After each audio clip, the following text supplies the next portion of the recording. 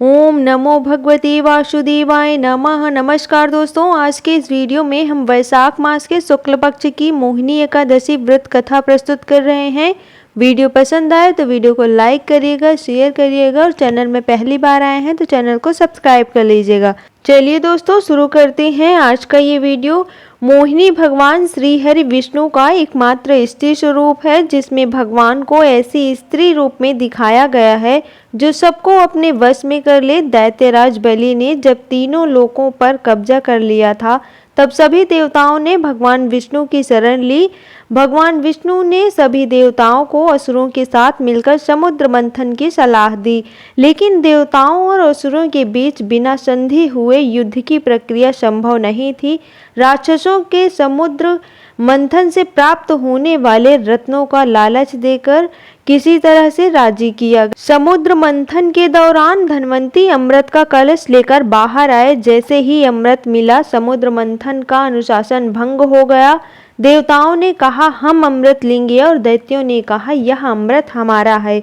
इसी खींचातानी के बीच इंद्र का पुत्र जयंत अमृत का कलश लेकर भाग गया। सारे दैत्य तथा देवता उसके पीछे पीछे भागने लगे।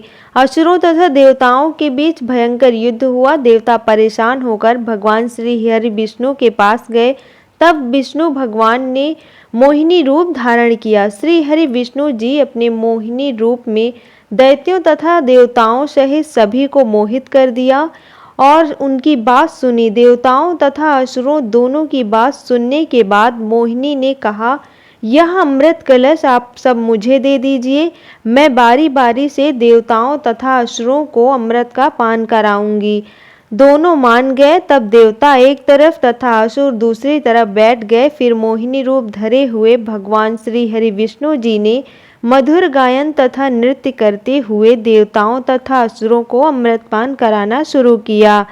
असल में तो मोहिनी बने हुए भगवान श्री हरि विष्णु जी अमृतपान सिर्फ देवताओं को ही करा रहे थे, जबकि असुर समझ रहे थे कि वे भी अमृतपान पी रहे हैं।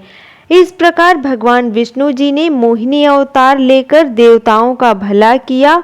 जिस दिन श्री हरि विष्णु जी ने यह मोहिनी अवतार लिया था, उस दिन वैशाख मास के शुक्ल पक्ष की एकादशी थी। इसलिए इस दिन को मोहिनी एकादशी के नाम से जाना जाता है। मान्यता है कि मोहिनी एकादशी का व्रत करने से सभी पापों से मुक्ति मिलती है और अंत में मोक्ष की प्राप्ति होती है। यह एकादशी बहुत ही प्रभावशाली है और कहा जाता है कि इस एकादशी का व्रत करने वाला व्यक्ति जीवन में सभी प्रकार के दुखों से दूर रहता है। भगवान श्री राम और युधिष्ठिर ने भी इस व्रत को किया था। प्राचीन समय में युधिष्ठिर को धर्म का ज्ञान देते हुए श्री कृष्ण ने कहा, हे धर्मराज, मैं आज आपसे एक कथा कहता हूँ। इसे महर्षि वशिष्ठ ने श्री रामचंद्र जी से कहा था।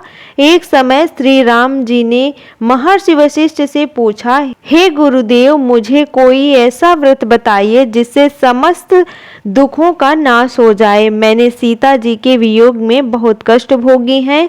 तब महर्षि वशिष्ठ ने कहा, हे राम, आपकी बुद्धि अत्यंत शुद्ध तथा पवित्र है। आपका नाम लेने मात्र से ही मनुष्य पवित्र और शुद्ध हो जाता है। तब भी जन कल्याण के लिए आपने बड़ा ही उत्तम प्रश्न किया है। वैशाख मास में जो एकादशी आती है उसका नाम मोहिनी एकादशी है।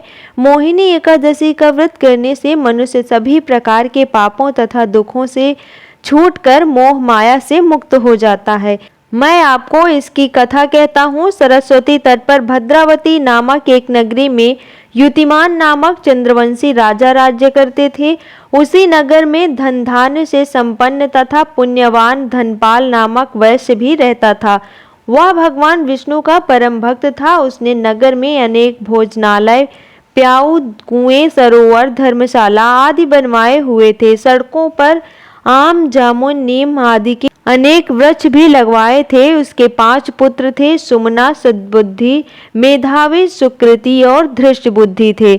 जिनमें से 5वां पुत्र धृष्ट बुद्धि अपने नाम की तरह ही महापापी था।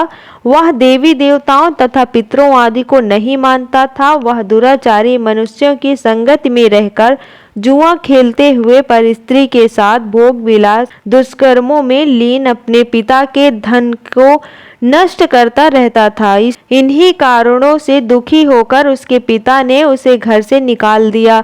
घर से निकलने के बाद वह अपने कपड़े तथा गहने बेचकर जीवन निर्वाह करने लगा। जब सब कुछ खत्म हो गया तब वैश्य तथा दुराचारी साथियों ने उसका साथ छोड़ दिया।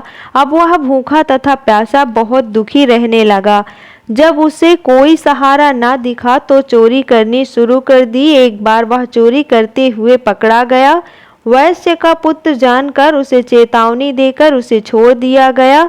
लेकिन जब दूसरी बार उसने एक बड़ी चोरी की और सिपाहियों ने उसे पकड़ लिया और राजा की आज्ञा से उसे कारागार में डाल दिया गया। कारागार में उसे बहुत दुख दिए। फिर उसके बाद उसे राजा ने अपने नगर से निकल जाने को कहा। वहां से निकलकर वह घने वन में चला गया। जंगल में रहते हुए वह पशु पक्षियों को मारकर खाने लगा। कुछ समय बाद बहेलिया बन गया और धनुष बाण लेकर पशु पक्षियों को मार मार कर खाने लगा। एक दिन जब वह भूख प्यास से पीड़ित होकर खाने की तलाश में घूमता हुआ कौंडिन्य ऋषि के आश्रम में पहुंच गया। उस समय वैशाख मास चल रहा था और कौंडिन्य ऋषि गंगा स्नान करके आ रहे थे। उनके भीगे हुए वस्त्रों के छींटे उस बहेलिए पर पड़ने से उसे सद्बुद्धि की प्राप्ति हुई। वह कौंडिन्य मुनि से हाथ जोड़कर कहने लगा, हे मुनिवर, मैंने अपने जीवन में बहुत पाप किए हैं। इन पापों से छूटने का कोई साधारण तथा बिना धन का उपाय बताएं। उसके दीन वचन सुनकर कौंडिन्य ऋषि को उस पर दया आ गई और उन्होंने कहा, तू वैशाख मास की मोहिनी एकादशी का व्रत कर, इससे तुम्हारे सारे पाप नष्ट हो जाएंगे। इस प्रकार मुनि के वचन सुनकर वह बहुत प्रसन्न हुआ और उनके द्वारा बताई गई विधि के अनुसार उसने मोहिनी एकादशी का व्रत किया। हे राम, इस प्रकार व्रत के प्रभाव से उसके सभी पाप नष्ट हो गए और अंत में वह गरुड़ जी पर बैठकर विष्णु लोक गया। इस व्रत को करने से मोह जाल से मुक्ति मिलती है। समस्त संसार में इस व्रत से श्रेष्ठ कोई दूजा व्रत नहीं है। मोहिनी एकादशी महात्म्य को पढ़ने से या सुनने से 1000 गोदान का फल प्राप्त होता है।